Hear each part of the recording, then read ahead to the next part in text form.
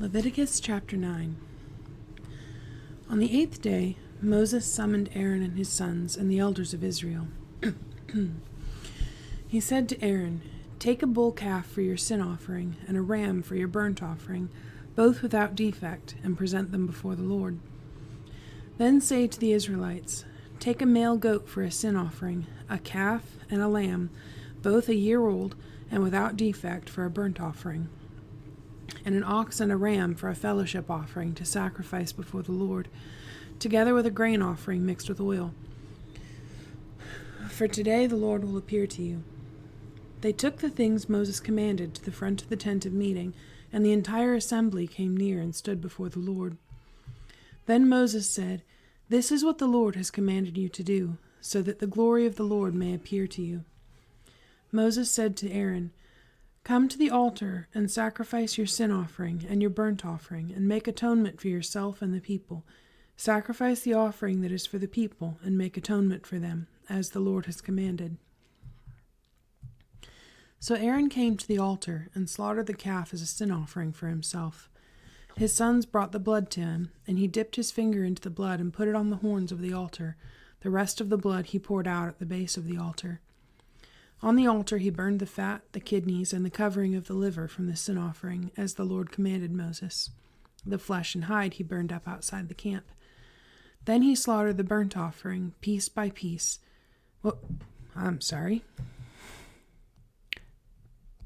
Then he slaughtered the burnt offering. His sons handed him the blood, and he sprinkled it against the altar on all sides. They handed him the burnt offering piece by piece, including the head, and he burned them on the altar. He washed the inner parts and the legs and burned them on top of the burnt offering on the altar. Aaron then brought the offering that was for the people. He took the goat for the people's sin offering and slaughtered it and offered it for a sin offering as he did with the first one. He brought the burnt offering and offered it in the prescribed way. He also brought the grain offering, took a handful of it and burned it on the altar, in addition to the morning's burnt offering. He slaughtered the ox and the ram as the fellowship offering for the people. His sons handed him the blood, and he sprinkled it against the altar on all sides.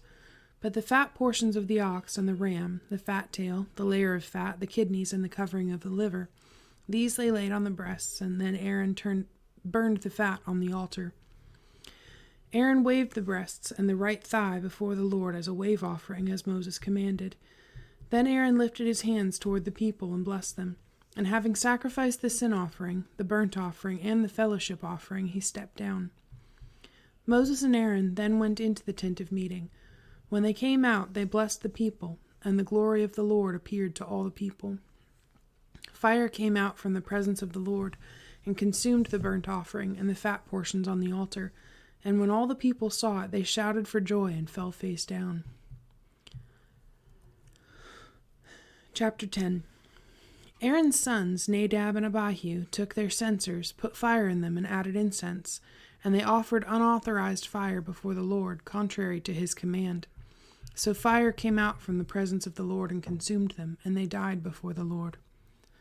Moses then said to Aaron, "This is what the Lord spoke of when he said, 'Among those who approach me, I will show myself holy. In the sight of all the people, I will be honored.'" Aaron remained silent. Moses summoned Mishael and Elzaphan, sons of Aaron's uncle, Uzziel, and said to them, "Come here, carry your cousins outside the camp, away from the front of the sanctuary." So they came and carried them, still in their tunics, outside the camp, as Moses ordered. Then Moses said to Aaron and his sons, Eleazar and Ithamar, "Do not let your hair become unkempt, and do not tear your clothes, or you will die, and the Lord will be angry with the whole community. But your relatives, all the house of Israel, may mourn for those the Lord has destroyed by fire. Do not leave the entrance to the tent of meeting, or you will die, because of the Lord's anointing oil is on you." So they did as Moses said.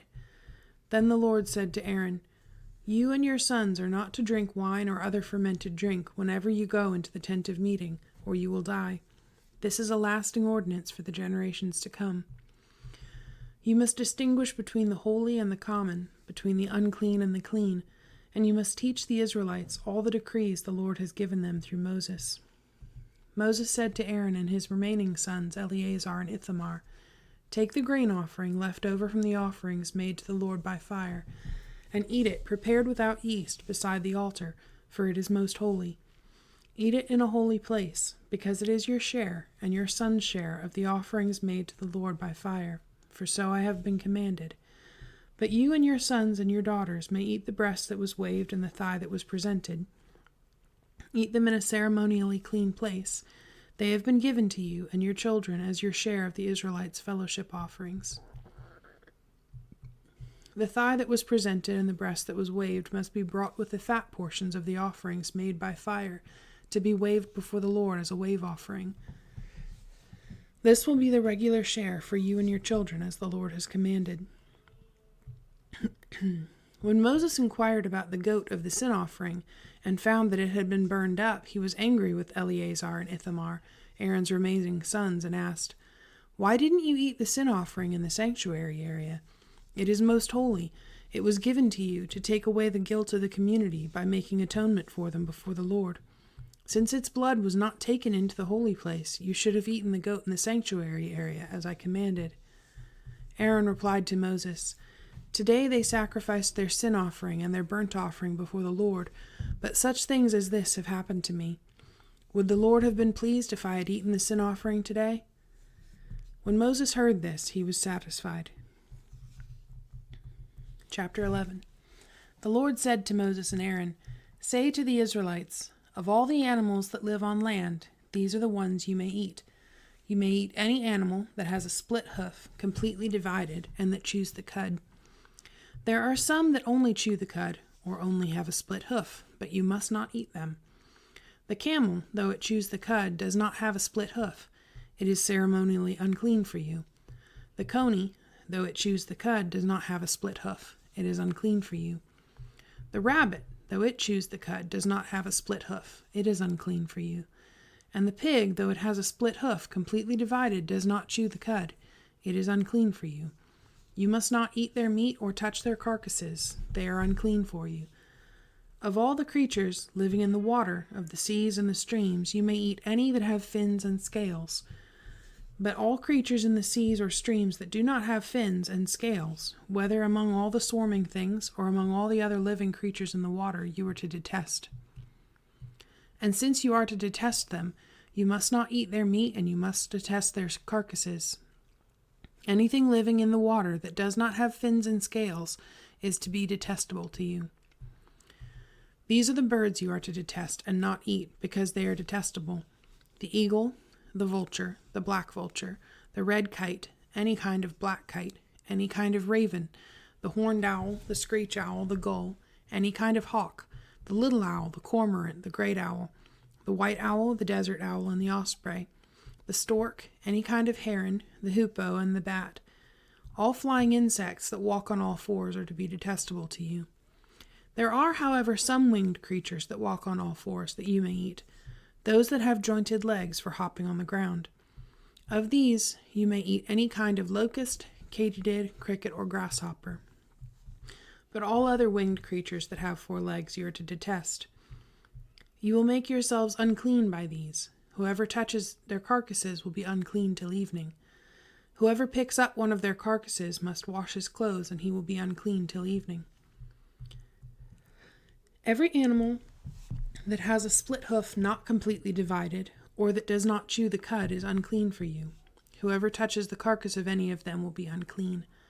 Of all the animals that walk on all fours, those that walk on their paws are unclean for you.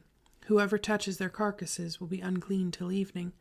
Anyone who picks up their carcasses must wash his clothes, and he will be unclean till evening. They are unclean for you. Of the animals that move about on the ground, these are unclean for you: the weasel, the rat, any kind of great lizard, the gecko, the monitor lizard, the wall lizard, the skink, and the chameleon. Of all those that move along the ground, these are unclean for you. Whoever touches them when they are dead will be unclean till evening. When one of them dies and falls on something, that article, whatever its use, will be unclean, whether it is made of wood, cloth, hide, or sackcloth. Put it in water. It will be unclean till evening, and then it will be clean. If one of them falls into a clay pot, everything in it will be unclean, and you must break the pot. Any food that could be eaten but has water on it from such a pot is unclean, and any liquid that could be drunk from it is unclean. Anything that one of their carcasses falls on becomes unclean. An oven or cooking pot must be broken up. They are unclean, and you are to regard them as unclean. A spring, however, or a cistern for collecting water remains clean, but anyone who touches one of these carcasses is unclean. If a carcass falls on any seeds that are to be planted, they remain clean. But if water has been put on the seed and a carcass falls on it, it is unclean for you. If an animal that you are allowed to eat dies, anyone who touches the carcass will be unclean till evening. Anyone who eats some of that carcass must wash his clothes, and he will be unclean till evening. Anyone who picks up the carcass must wash his clothes, and he will be unclean till evening. Every creature that moves about on the ground is detestable. It is not to be eaten. You are not to eat any creature that moves about on the ground, whether it moves on its belly or walks on all fours or on many feet. It is detestable. Do not defile yourselves by any of these creatures. Do not make yourselves unclean by means of them, or be made unclean by them. I am the Lord your God. Consecrate yourselves and be holy, because I am holy. Do not make yourselves unclean by any creature that moves about on the ground. I am the Lord who brought you up out of Egypt to be your God. Therefore be holy, because I am holy. These are the regulations concerning animals, birds, every living thing that moves in the water, and every creature that moves about on the ground. You must distinguish between the unclean, and the clean, between living creatures that may be eaten and those that may not be eaten.